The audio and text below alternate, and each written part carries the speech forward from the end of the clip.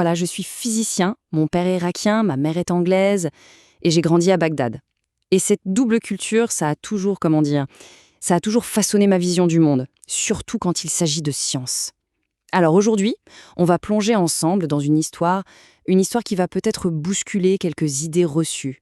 On va déterrer un chapitre entier de l'histoire des sciences qui est bien trop souvent complètement oublié.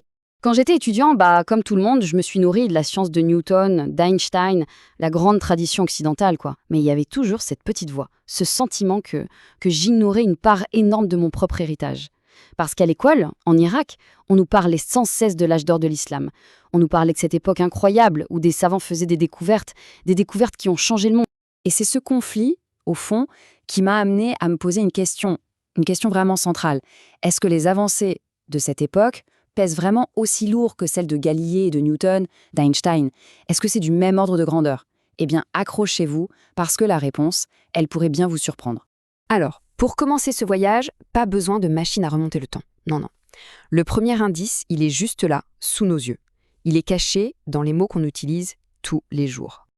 Regardez ces mots. Algèbre, algorithme, alcali, chimie. Ça vous parle, non? C'est le cœur même de la science moderne.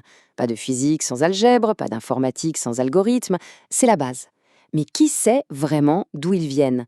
Eh bien, ils nous viennent tout droit de l'arabe, de cette période précise, l'âge d'or de l'islam. Mais bon, ce n'est que la partie émergée de l'iceberg. C'est juste un indice.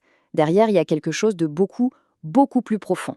C'est l'histoire de comment une seule et même langue a pu, littéralement, mettre le feu aux poudres d'une révolution scientifique dans un empire immense. Et tout part d'un truc un peu surprenant en fait, une décision purement politique. On est au début du 8e siècle et le calife Abd al-Malik en a un peu marre du bazar administratif dans son empire. Alors, pour unifier tout ça, il prend une décision radicale, hop, l'arabe devient la seule langue officielle, point. Ce qu'il ne pouvait pas imaginer, c'est que cet acte allait avoir des conséquences scientifiques absolument énormes. Parce que d'un coup, cette unification a créé une sorte de super communauté intellectuelle. Imaginez, un savant en Espagne, à Cordoue, pouvait lire et débattre avec un autre à des milliers de kilomètres à Bagdad. C'était en quelque sorte l'Internet de l'époque. Les idées circulaient, elles se frottaient les unes aux autres, elles évoluaient à une vitesse mais fulgurante. Et le cœur de ce réseau, l'épicentre de tout ça, c'était une ville, Bagdad. C'est là, vraiment là, que cette nouvelle communauté de penseurs s'est lancée dans une quête du savoir, comme on n'en avait jamais vu. Les califes de Bagdad, et surtout un certain Al-Mamoun, ils avaient une soif de savoir insatiable. Ils ont donc lancé un projet, mais un projet monumental, le mouvement de la traduction. L'idée?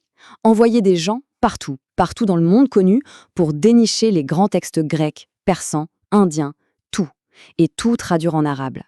Le but était simple mais immense, sauver la connaissance de l'humanité avant qu'elle ne soit perdue à jamais. Et attention, ce n'était pas juste l'idée d'un seul calife qui a duré 5 minutes. Non, comme on le voit ici, c'était une véritable politique d'État qui s'est étendue sur des siècles. Pour vous donner une idée de l'échelle, un bibliographe de l'époque, un certain Al-Nadim, a fait une liste des 70 traducteurs les plus célèbres. Et il précise bien que ce n'est qu'une petite partie de tous ceux qui existaient. C'est juste fou. Et ça montre à quel point le savoir était valorisé. On raconte même que le calife payait les traducteurs au poids de leurs livres, en or. Un traducteur de haut niveau pouvait gagner l'équivalent de 18 000 € par mois. C'était l'une des professions les mieux payées, les plus prestigieuses. Essayez d'imaginer ça aujourd'hui. Alors évidemment, tout ce savoir, il n'est pas resté sagement sur des étagères à prendre la poussière, pas du tout. Il a servi de carburant.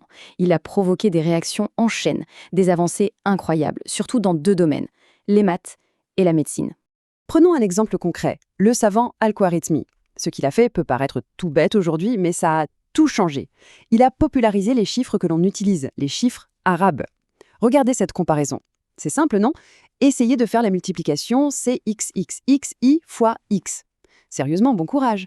Alors que 123 fois 11, ça devient un jeu d'enfant. L'efficacité est incomparable. Mais Al-Khwarizmi, il ne s'est pas contenté de ça. Il a fait un truc de génie. Il a pris la rigueur de la géométrie des Grecs et l'a mélangée avec la souplesse de l'arithmétique venue d'Inde. Et de ce mariage est née une toute nouvelle façon de penser, une méthode pour résoudre des problèmes non plus avec des chiffres, mais avec des inconnus, des symboles, le fameux X ou Y. Il venait d'inventer ce qu'il a appelé algèbre. L'algèbre était née. Et ce qui est absolument révolutionnaire, c'est qu'il ne donne pas juste la solution pour un problème. Non, Il donne une recette, une procédure générale qui marche pour toute une famille de problèmes. Et cette idée de procédure à suivre, eh bien aujourd'hui on appelle ça un algorithme. D'ailleurs, le mot algorithme vient directement de son nom, algorithmé. Pensez-y la prochaine fois que vous utilisez votre téléphone. Passons à la médecine maintenant. Là, l'influence de l'islam est peut-être plus philosophique, mais tout aussi concrète. Un des piliers de la foi, c'est la zakat, l'aumône, qui encourage à prendre soin des plus faibles. Et ça a mené directement à la création des premiers véritables hôpitaux publics, comme à Damas. Et attention, on parle d'institutions incroyablement modernes pour l'époque, ouvertes à tous, peu importe la religion, avec des pharmacies intégrées, le service public de santé avant l'heure. Leur connaissance de l'anatomie était elle aussi très poussée. Un exemple, l'opération de la cataracte. Regardez bien la technique. On insère une aiguille très fine dans l'œil, on détache le cristalin devenu opaque et on le pousse hors du champ de vision pour que la lumière puisse à nouveau passer. C'est d'une précision, mais d'une précision chirurgicale, c'est le cas de le dire. Et le plus dingue dans tout ça, le taux de réussite était de plus de 60%. C'est juste stupéfiant pour l'époque. Et ensuite, il y a eu les grands synthétiseurs, comme Avicenne. Son canon de la médecine, c'est une œuvre monumentale.